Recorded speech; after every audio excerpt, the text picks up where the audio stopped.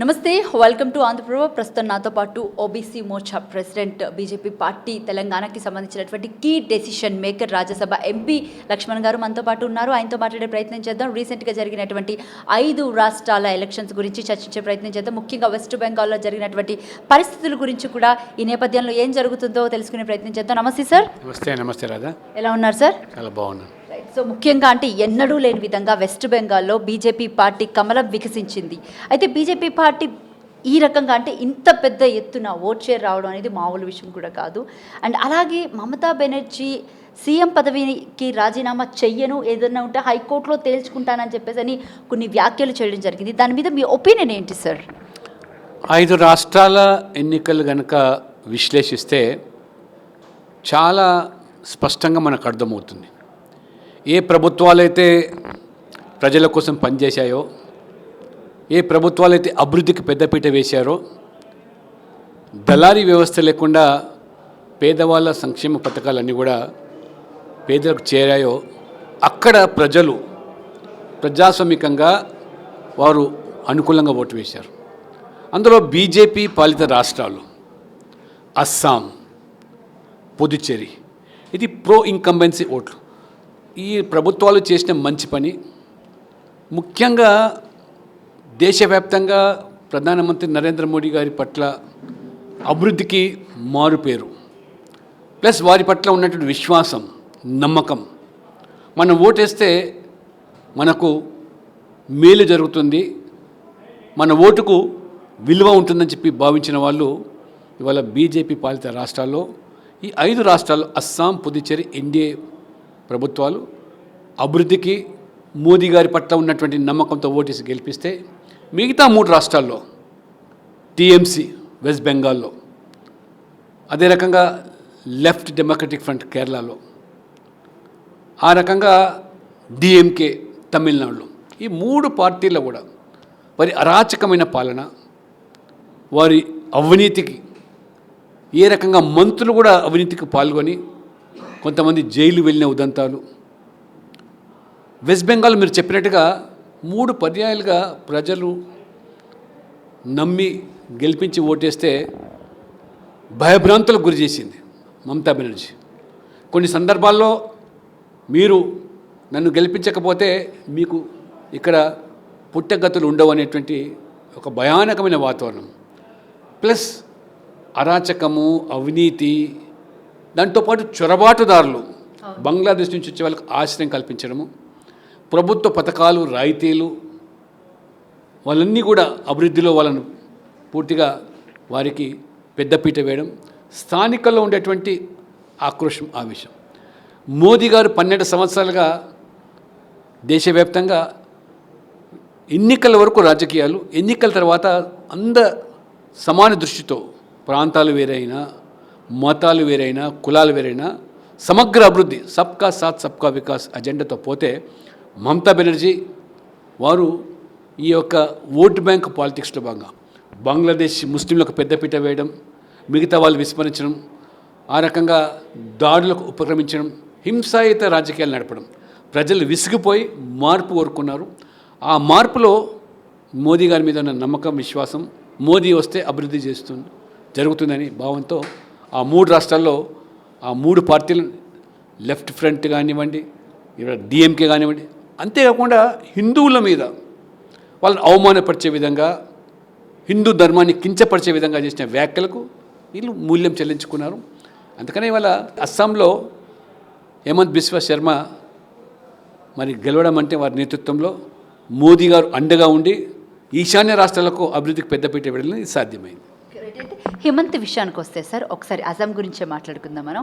హిమంత్ విషయంలో 2016కు ముందు జరిగినటువంటి ఒక ఇన్సిడెంట్ అంటే, రాహుల్ గాంధీని కలవడానికి వెళ్ళినప్పుడు ఆయన బేసిక్గా కుక్కకి పెట్టే బిస్కెట్లు, ఆయన అంటే అపాయింట్మెంట్ కూడా ఇవ్వకుండా కుక్కకి పెట్టే బిస్కెట్లు ఇచ్చి ఆయన్ని అగౌరవపరచడాన్ని ఏ రకంగా చూస్తారు? అండ్ దాని తర్వాత జరిగినటువంటి కొన్ని విషయాలన్నీ కూడా మీరు ఎలా చూడొచ్చు అంటారు? అంటే ఈ ఎన్నికల్లో గెలుపు విషయాల్లో ముఖ్యంగా అంటే నేను ఆ ప్రత్యేకమైన ఇన్సిడెంటే కాదు, రాహుల్ గాంధీకి రాజకీయ పరిపక్వత లోపించింది. వారి నాయకులకు గౌరవం విషయం పక్కన పెడితే వారు కూడా కాంగ్రెస్ పార్టీ ఒక వర్గం వారి కోసమే పనిచేస్తున్నట్టుగా మిగతా వర్గాల మీద విద్వేషం, ద్వేషం, వారికి నేతృత్వంలో 3 సార్లు పార్లమెంట్ ఎన్నికలు పోతే వరుస క్రమంలో ప్రజలు ఓడించారు. అదే నరేంద్ర మోడీ గారిని గెలిపిస్తూ ఉన్నారు. నరేంద్ర మోడీ గారి మీద ఉన్నటువంటి అక్కసు, కోపము, ద్వేషము మన భారతదేశం మీద, కొన్ని సందర్భాల్లో మన సైన్యం మీద, ఈ రకంగా ఇతర దేశాలకు వెళ్ళి వారు మన దేశం తలవంపు తెచ్చే విధంగా ప్రజాస్వామ్యం పూర్తిగా కనుమరుగైందని, మైనార్టీలకు భద్రత లేదని, లేని విషయాలను ఆ రకంగా భారతదేశాన్ని బలహీనపరిచేటువంటి ఒక ప్రధాన ప్రతిపక్ష నాయకుడు మరి హేమంత్ బిశ్వ శర్మతో ఏ రకంగా వివరించినది అది మరి వారికి తెలుసు. కానీ దేశాన్ని కూడా అగౌరవపరిచే మనస్తత్వంతో ఉన్నటువంటి రాహుల్ గాంధీ ప్రజలు ఇవాళ బుద్ధి చెప్తున్నారు. ఎక్కడ ఎన్నికలు జరిగినా వరుసగా ఓడుతున్న పార్టీ కాంగ్రెస్ పార్టీ ఇవాళ ఒక ప్రాంతీయ పార్టీ స్థాయికి మారిందంటే వారు ప్రధాన ప్రతిపక్ష బాధ్యతలు కూడా వారు న్యాయం చేయలేకపోతున్నారు. అయితే హిమంత్ విషయంలో బేసిక్గా అస్సాంలో ముఖ్యంగా బీజేపీ పార్టీ అధికారంలోకి వచ్చిన తర్వాత చాలా వరకు డెవలప్మెంట్ జరిగిందని చెప్పేసి అక్కడ ఉన్నటువంటి ప్రజలే చెప్తున్నారు. రైట్. అయితే నెక్స్ట్ ఇంకా ఎలా ఉండబోతుంది మరి అస్సాం పరిస్థితి? బీజేపీ పార్టీ అధికారంలోకి వచ్చింది కదా.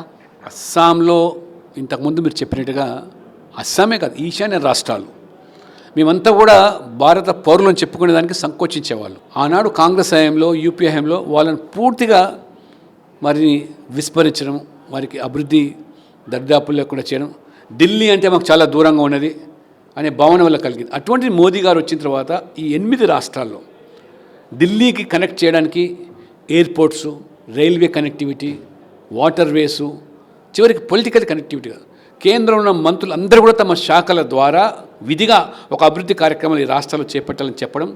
ఇవాళ 8 రాష్ట్రాల్లో 6 రాష్ట్రాల్లో బీజేపీ ఎన్డీఏ ఎక్కడైతే క్రైస్తవులు అత్యధిక సంఖ్యలో ఉండే రాష్ట్రాలు గెలుస్తున్నదంటే కేవలం అభివృద్ధి ఎజెండా, మోదీ గారి పట్ల నమ్మకం. కాబట్టి వాళ్ళంతా కూడా గర్వంగా వీఆర్ ఆల్ ఇండియన్స్ అనే భావనతో వారు వ్యక్తపడుతున్నారు. అది సిక్కిం అయినా, మణిపూర్ అయినా, మిజోరాం అయినా, అరుణాచల్ ప్రదేశ్ అయినా, ఇవాళ అస్సాం అయినా, ఈ రకంగా ప్రజలు మరి అస్సాం 3వసారి గెలిపించడం, అరుణాచల్ ప్రదేశ్ పదే గెలిపించడం, ఈ రకంగా అది మోదీ గారికి ఆ ఖ్యాతి దక్కుతుంది. వెస్ట్ బెంగాల్ గురించి మీరు ప్రస్తావించారు. వెస్ట్ బెంగాల్ ఇవాళ రాజ్యాంగాన్ని మీద ఉదయం లేస్తే ఉపన్యాసాలు ఇచ్చే రాహుల్ గాంధీ, మమతా బెనర్జీ వల్ల రాజ్యాంగ ప్రక్రియను కూడా ఇవాళ తిరస్కరిస్తూ రాజీనామా చేయనంటే రాజ్యాంగాన్ని విస్మరించడం, అంబేద్కర్ గారిని అవమానపరచడమే, ఓటేసిన ప్రజలను కూడా అవమానపరచడం, నేను ఓడిపోలేదని చెప్పడం, ప్రజలు బాహాటంగా తిరుగుబడి నీకు వ్యతిరేకంగా ఓటేస్తే ప్రజలను అవమానపరిచే విధంగా నేను రాజీనామా చేయను అంటే ఇది రాజ్యాంగాన్ని వారు అవమానపరచడం అవుతుంది. ఈ రకమైనటువంటి మనస్తత్వంతో గతంలో కూడా ఇందిరాగాంధీ గారు కూడా అలహాబాద్ హైకోర్టు తీర్పు ద్వారా నీ ఎన్నిక చెల్లదని తీర్పునిస్తే కోర్టును కూడా కాదని ఆ రకంగా ఎమర్జెన్సీ విధించి ఏ రకంగా వారు పాల్పడ్డారో అదే పంతాల వల్ల మమతా బెనర్జీ పోతున్నది. అందుకని ఇవాళ ప్రజలు అసహించుకుంటున్నారు ఇలాంటి రాజకీయాలు. అధికారం కోసం దేనికైనా దిగజారుతారు. అంటే మీకు న్యాయ వ్యవస్థ మీద నమ్మకం లేదు, లేదా ఇవాళ ఎలక్షన్ కమిషన్ అనేది ఒక రాజ్యాంగ వ్యవస్థ, దాని పట్ల కూడా ఇవాళ మీరు కించపరిచే విధంగా మాట్లాడుతుంటే న్యాయ వ్యవస్థల మీద నమ్మకం లేదు, రాజ్యాంగ సంస్థల మీద నమ్మకం లేదు. కాబట్టి మమతా బెనర్జీ ఇప్పటికైనా మీరు ఇది సామ్రాజ్యం కాదు, రాచరిక వ్యవస్థ కాదు, ప్రజాస్వామ్యంలో ప్రజలకు పూర్తి హక్కున్నది. ఆ రకంగానే ప్రజలు తీర్పిచ్చే ప్రజల తీర్పును శిరసావించాల్సిన బాధ్యత మమతా బెనర్జీ మీద ఉన్నది. అయితే ఒక మహిళగా బేసిక్గా వెస్ట్ బెంగాల్లో ఒక మహిళ ముఖ్యమంత్రి అంటే అన్నేళ్లు పాలించడం మామూలు విషయం కూడా కాదు.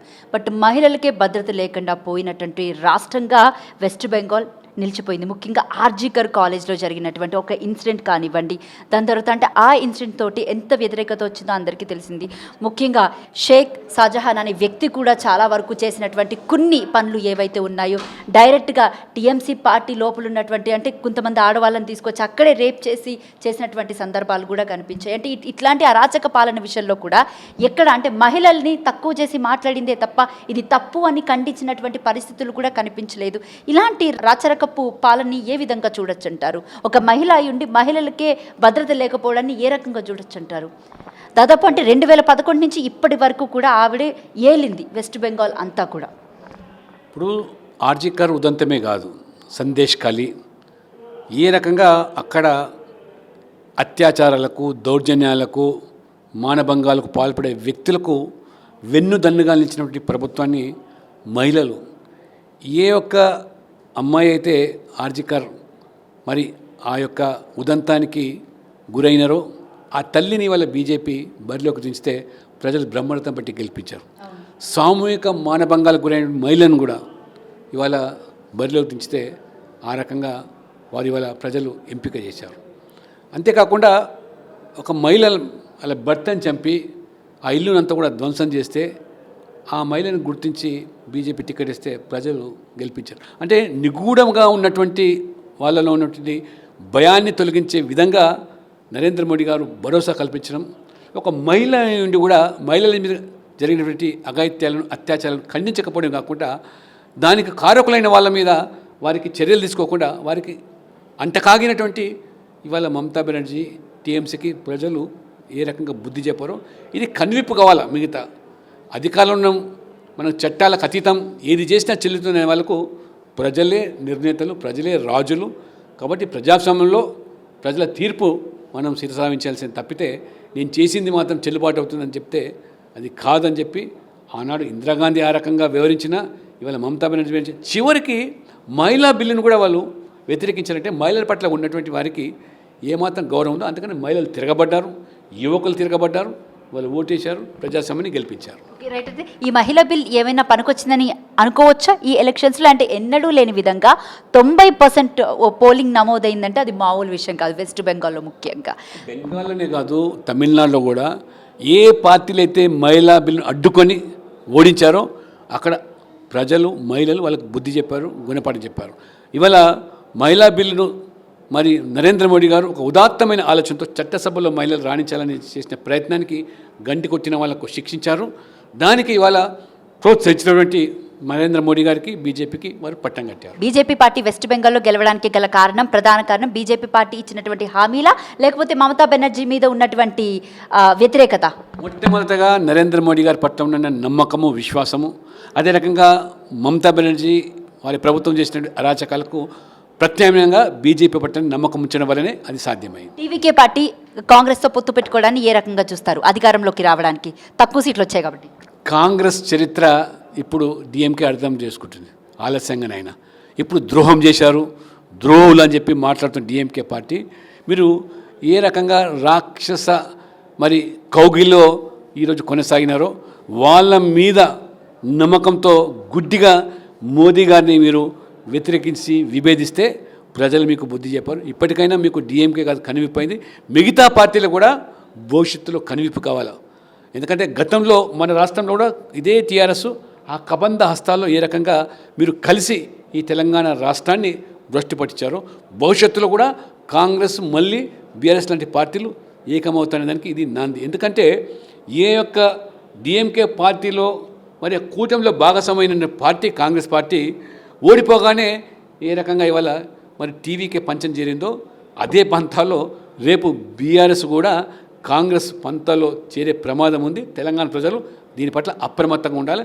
ఈ కాంగ్రెస్ అవకాశవాద రాజకీయాలను అధికారమే లక్ష్యంగా, దేశం ఏమైనా పరిపోలేదు, మేము మా కుటుంబం అధికారం చెల్లిస్తే సరిపోతుందని వాళ్ళకు మిగతా పార్టీలు కూడా ఇప్పటికైనా మీరు కాంగ్రెస్తో ఆ దుష్ట కౌగుల నుంచి బయటపడి గుడ్డిగా నరేంద్ర మోడీ ప్రభుత్వాన్ని, నరేంద్ర మోడీ గారిని వ్యతిరేకించడం, విభేదించడం మానుకోవాలని చెప్పి కూడా నేను పలుకుతాను. Right, thank you sir.